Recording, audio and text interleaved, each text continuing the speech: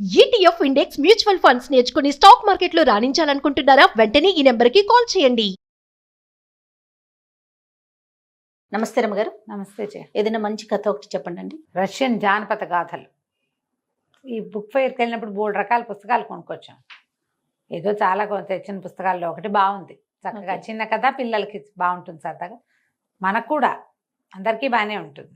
పూర్వం అట రష్యా అని ఒక దేశం, దానికి జార్ చక్రవర్తి అని ఒక రాజుగారు ఉండేవాడు. జార్ ఆయన పేరు. ఆయన తెలివిగలవాడు, బలవంతుడు, శౌర్యం, ప్రతాపం అవి ఇవి చాలా ఉన్నాయి. కానీ ఒక విచిత్రమైన మనిషి. ఆయనకి చిన్న అనారోగ్యం వచ్చిన తన మొత్తం ప్రజలంతా తన ఆరోగ్యం కోసం ప్రార్థించాలని భావించేవాడు. అందరినీ ప్రార్థించాల్సిందే, ఎవరైనా ప్రార్థిస్తున్నారో లేదో అని చూపించేవాడు కూడా, చూసి రమ్మనేవాడు. ఎవరైనా ప్రార్థించకపోతే వాళ్ళని పట్టుకొచ్చేవాడు. ప్రతి వాళ్ళు ఆయన ఆరోగ్యం కోసం ప్రార్థించాలి. అయితే ఆ ఊళ్ళోనట ఒక కుర్రాడు ఉండేవాడు. వాడికి ఒక విచిత్రమైన నీలికళ్ళ వాడు, బ్లూ ఐస్ వాడికి. ఆ ప్రాంతాల్లో నీలికళ్ళ వాళ్ళు తక్కువ. ఆ నీలం రంగు కళ్ళు ఉండటంతో వాడిని నీలు అని పిలిచేవాళ్ళు. వాడు రాజుగారి కోసం నేను ప్రార్థన గిరిధన నేనేం చేయను పొండి అన్నట్టు. వాడు పట్టుకొచ్చారు. ఆయన గట్టిగా అరిచాడు, నా ఆరోగ్యం కోసం ప్రార్థించంటే నేను నా ఆరోగ్యం కోసమే ప్రార్థిస్తాను అన్నాడు. రాజుగారు కొడుమని, దొంగ విధవా, నేనేం చెప్తున్నాను నువ్వేమంటున్నావు? నా ఆరోగ్యం కోసం ప్రార్థించు, నేను నా ఆరోగ్యం కోసమే ప్రార్థిస్తాను అన్నాడు.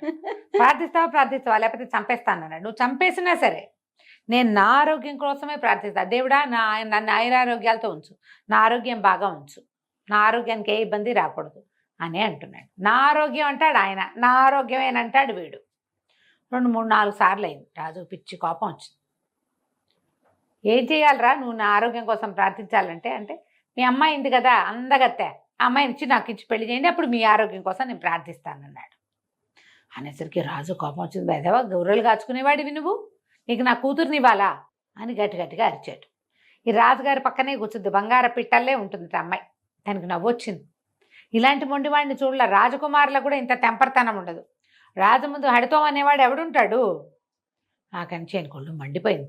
దుర్మార్గుడు వీడు, నా ఆరోగ్యం కోసం ప్రార్థించమంటే ప్రార్థించడు, నా పాలనలో ఏలుబడిలో ఉండి కూడా పైగా నా కూతుర్ని వీడికి వాళ్ళ గొర్రెలు కాచుకునేవాడికి వీడిని ఎలుగుబంటి కంతలో తోసేయండి అని చెప్పి పంపించమన్నారు. తెల్ల ఎలుగుబంటి ఒకటి ఉందట అక్కడ, అది దూరడానికి ఇంత కంత ఉంటుంది. వీడిని అందులో ప్రవేశపెట్టారు. ఆ ఎలుగుబంటికి 2 రోజులుగా ఆహారం పెట్టలే, అది మంచి ఆకలి మీద ఉంది. ఎలుగుబంటి పీక్కు తింటుంది కండలు, నీకు బుద్ధి వస్తుంది అన్నారు. వీడు పోయి ఆ కంతలో కూర్చున్నాడు. ఆ సభలో ఒక పెద్ద అన్నారు, రే బాబు 2 వాక్యాలే కదరా అనిరా, ప్రభువుల ఆరోగ్యం కోసం ప్రార్థిస్తానని అనరా అంటే, నేను అన్నండి అట్లా ఒట్టిగే అన్నాడు. ఆయనకి బాధగా ఉంది. పిల్లాడు చూస్తే బాగున్నాడు, బ్లూ ఐసు వాడును, మొండితనం తెంపర్తనం అన్నీ బాగానే ఉన్నాయి, మాట వినంతనమే విసుగ్గా ఉంది. సరే అందులో ప్రవేశపెట్టారు. పెట్టేసరికల్లా ఆ ఎలుగుబంటి గుర్రమంది వీడు ఇట్లా కళ్ళు పెద్దవి చేసి దానికేసి చూశాడు. చూసేసరికల్లా ఆ బ్లూగా ఉన్న ఐస్ చూసేసరికి అది ఒక్కరవ బెదిరింది, కంట్లోకే చూస్తోంది. వాడు చూస్తున్నా సరే, అది చూస్తుంటే వాడు ఇంకా కళ్ళు పెద్ద చేసి ఇలాగే చూడటం మొదలెట్టాడు. చూసి దాని భయం వేసింది. గుర్రు అంటుంది కానీ మీదకి రాదు. వీడికి ఏమనిపిస్తుంటే కళ్ళు మూసుకున్నాడా ఇది వచ్చి పడిపోతుంది మీద. ఎలుగుబంటి పీకితే ఏముంది, అది ఎంత ఉంటుంది, వీడెంత ఉంటాడు, దాంట్లో 4వ వంతు బరువు ఉండడు వాడు. తెల్లవార్లు కళ్ళు మిటకరించి దానికేసి రెప్పేయకుండా చూస్తూ కూర్చున్నాడు. చూసి అది పడుకుని నిద్రపోయింది. ఆకలేసి నిద్ర రాదు, పడుకుంది అది. సరే తెల్లవారేసరికల్లా ఆ పెద్ద మనిషి వచ్చాడు సైనికులను వేసుకుని. ఒక ఆయన చెప్పాడు కదా మంచి మాట, చచ్చిపోయి ఉంటాడు పిల్లాడంటే. ఆ గోతుల నుంచి బయటకు వస్తున్న వాడిని చూసి ఆశ్చర్యపోయారు. ఊరిని దుంపదేగా, ఎటా బతుకున్నావురా నువ్వు అని ఆశ్చర్యపోయి మళ్ళీ రాజుగారి దగ్గర ప్రవేశపెట్టారు.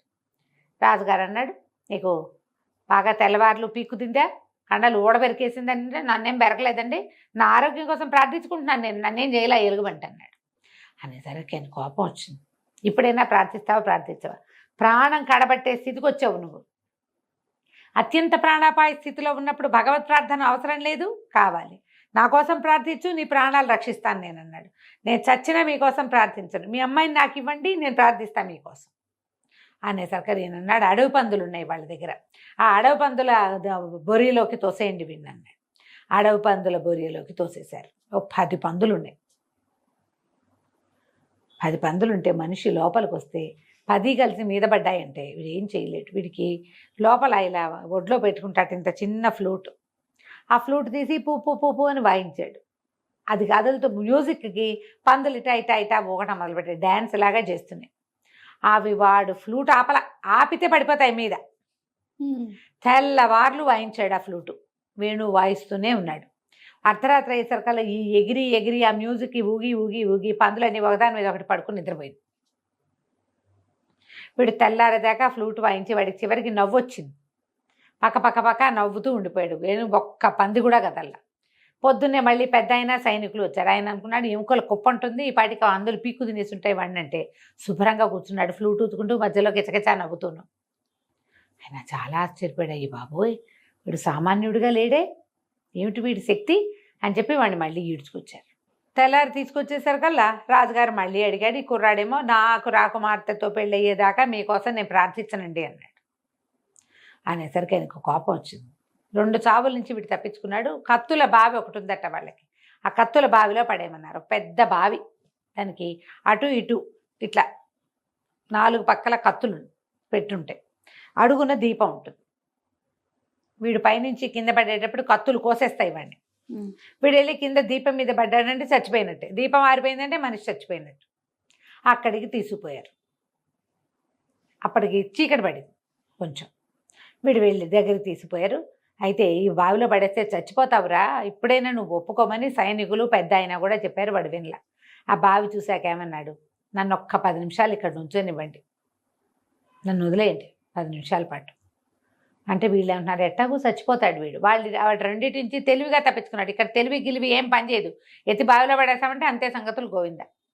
అంటే వాళ్ళు అవతల నుంచుంటే వీడు వెళ్ళి దగ్గరికి వెళ్ళి ఏం చేశాడు, వీడి దగ్గర ఒక 2-3 వస్తువులున్నాయి. వీడికి ఒక మూట ఉంటుంది, భుజాన సద్ది మూట, కర్ర ఉంది, తలపాగా బట్టలు ఉన్నాయి. చకచక ఏం చేశాడు, ఆ నూతికి దగ్గరగా తన కర్రను నిలబెట్టి తలపాగా దానికి పెట్టాడు. ఆ మూట దానికి వేసి కట్టేశాడు. చొక్కా లాగు తీసి పంచా తీసి దానికి చుట్టేశాడు. గబుక్కన అదాటన చూస్తే ఇవి ఉంటాయి కదా, ఇక ఏమంటారు దాన్ని, మన దిష్టి బొమ్మలు, గబుక్కన మనిషి అనే అనుకుంటాం. చీకటి పడిపోయింది. అక్కడ నిలబెట్టి రండి నేను సిద్ధంగా ఉన్నానని కేకేశాడు. బావికి అవతల వైపు నిలబడి. వీళ్ళు వచ్చి అక్కడ నుంచున్న వాడిని కాళ్ళు ఎత్తి కింద ఇట్లా పట్టుకుని ఇట్లా అన్నారు. బరువుగా వేసామా తేలిగ్గా వేసామా అనేది వాళ్ళు పాటించాల. ఎందుకంటే వాళ్ళు ఎత్తి పడేలా కింద పట్టుకుని తోశారు. ఆటోమేటిక్గా ఇది పడిపోయింది. పడిపోగానే కత్తులు కటకట కటకట శబ్దాలు చేసినాయి. అంటే మనిషి తగిలిన శబ్దం వచ్చింది. వీడు ఈ గుడ్డబొమ్మ ఉంది కదా, ఈ బొమ్మ వీడు తయారు చేసి పెట్టింది అప్పటికప్పుడు కర్ర, అది కాస్త వెళ్ళి ఆ దీపం మీద పడింది. అయ్యో, దీపం కాస్త ఆరిపోయింది. ఆరిపోయేసరికి కొంచెం భగ్గుమంది కూడా. వీళ్ళు లోపలికి చూశారు, దీపం ఆరిపోయింది. కొంచెం ఏదో మంట అంటుకుంది. వీడు బట్టలు ఉన్నాయిగా, అవి అంటుకుంటున్నా ఇంకా అయిపోయాడని వెళ్ళిపోయారు. తెల్లవారి పెద్ద అయిన వాడి శవాన్ని తీర్చాలి కదా, ఆయన సైనికులను వెంటేసుకొచ్చాడు. బావంచని చక్కగా అడ్డం కింద చేపెట్టి కూర్చున్న ఈ వీడు కనిపించాడు, ఈ నీళ్ళు. ఆయన ఆశ్చర్యపోయాడు. నూతులో పడలేదురా నువ్వు అన్నాడు. పడ్డానండి, పైకి వచ్చేసాను అన్నాడు. వీడు చూస్తే అడుగున బట్టలు ఉన్నాయి, వీడు ఒంటి మీద ఏం లేవు. ఆశ్చర్యపోయి మళ్ళీ రాజు దగ్గరికి మోసుకుపోయారు. జార్ చక్రవర్తికి పిచ్చి పిచ్చి కోపం వచ్చింది. కానీ ఇప్పుడు ఏం చేయాలి, 3 సార్లు ట్రై చేసినా వాడు చావకపోతే 4వ సారి వదిలేయాలి, అక్కడ రూల్ అది. ఇప్పుడు నువ్వు ప్రార్థిస్తావా అంటే మీ అమ్మాయి నుంచి పెళ్లి చేయండి ప్రార్థిస్తాను అన్నాడు. అందరు అన్నారు, మనం ఇలాంటి వాడిని చూడమండి, వీడి తెంపర్తాను ఇది, వీడు యుద్ధానికి పంపించిన జయించుకొచ్చేస్తాడు అన్నారు. అమ్మాయి పేరు సర్వేనట, రాజుగారి కూతురు పేరు సర్వేనా. ఆ సర్వేనా అని అడిగారు. ఆ సర్వేనకేమో వీడి మీద మంచి సరదాగా, వాడు వచ్చినప్పుడల్లా ఒక తమాషాగా ఉంటుంది అమ్మాయికి. వాడి ధైర్యము, వాడి పొగరు, వాడి నీలపు రంగు కళ్ళు నచ్చినాయి పిల్లకి. ఆడపిల్లలకి ఏం కావాలమ్మా, అంతకంటే ఇంకోటి అక్కర్లా. చిచ్చి వీడు బిచ్చగాడు, వీడు గొర్రెలవాడు అనే భావాలు పెద్దగా కలగవు. ఈ తెంపర్తనం బాగా నచ్చుతుంది. రౌడీ విధవాళ్ళకి ఎక్కువ మంది ప్రేయసులు ఉంటారు. అక్కడి నుంచి రాజుగారు అన్నాడు, అయితే మా అమ్మాయి నుంచి పెళ్లి చేస్తే ప్రార్థిస్తావా అన్నాడు. పెద్దవాళ్ళంతా సలహా చెప్పారు, మీకు వాడి ప్రార్థన కావాలంటే పెళ్లి చేయండి అంతే. పిల్ల కూడా ఒప్పుకుంది. రాజు ఇంకా రాజీపడి ప్రార్థిస్తానన్నాడు. పెళ్లి చేస్తే ప్రార్థిస్తా, ఊరిని పెళ్లి చేయకపోతే నువ్వు నాకేమి ఇచ్చావని నేను నీకు ప్రార్థించాలి, నేను చేయనది. బాగుందండి. అక్కడి నుంచి సర్వేనునిచ్చి బ్రహ్మాండంగా అంగరంగ వైభవంగా పెళ్లి చేశారు. అమ్మాయికి వాడు చాలాసార్లు ముద్దొచ్చాడు, ముచ్చట కలిగింది. నాన్నకేం ముచ్చటకిచ్చట్లేవు. ఆయనకు కావాల్సింది ఏంటంటే తన పేరు మీద వాడు ప్రార్థన చేయటం. అక్కడి నుంచి వివాహం అయిపోయింది. అయిపోయాక ఆ రోజు పెద్ద విందు చేశారు. అక్కడ పిగ్ని కాల్చి పట్టుకొస్తారు. అదే వాళ్ళ ఏమంటారంటే విందు. దాంట్లో పెద్ద దాన్ని పట్టుకొచ్చి పెడతారు. పెట్టేసరికల్లా ఈ మంచి రాజ దుస్తుల్లో ఉన్నటువంటి నీళ్ళు చక్కగా నిలబడి మహానుభావులైన మహోదాత్తులైన రాజుగారి ఆరోగ్యం కోసం మనం అందరం ప్రార్థించి ఈ విందును మొదలు పెడదామన్నట్టు. రాజుగారి కడుపు నిండిపోయింది. రాజుగారి ఆరోగ్యం కోసం ప్రార్థించడమే కావాలి. ఆయన చాలా ఆనందించాడు. చక్కగా అందరూ కలిసి అన్ని రకాల పదార్థాలు సేవించి సంతోషంగా విందు చేసుకున్నారు. రాజకుమారితో నీలు చాలా కాలం సంతోషంగా గడిపాడు. జార్ చక్రవర్తి తర్వాత ఆయన అల్లుడైన నీలుయే రాజయ్యాడు. ఓకే. తమలో ఒకడు రాజు అవటం, రాజుని తన వైపుకి లొంగేలాగా ప్రవర్తించడం వల్ల అతను జార్ చక్రవర్తి కంటే కూడా అల్లుడికి చాలా పేరు వచ్చిందిట. చాలా కాలం అత్యద్భుతంగా రష్యాని పరిపాలించాడు. కథ కంచికి మనం ఇంటికి. సూపర్ ఉంది రమ్య గారు. నమస్తే. నమస్తే జీ.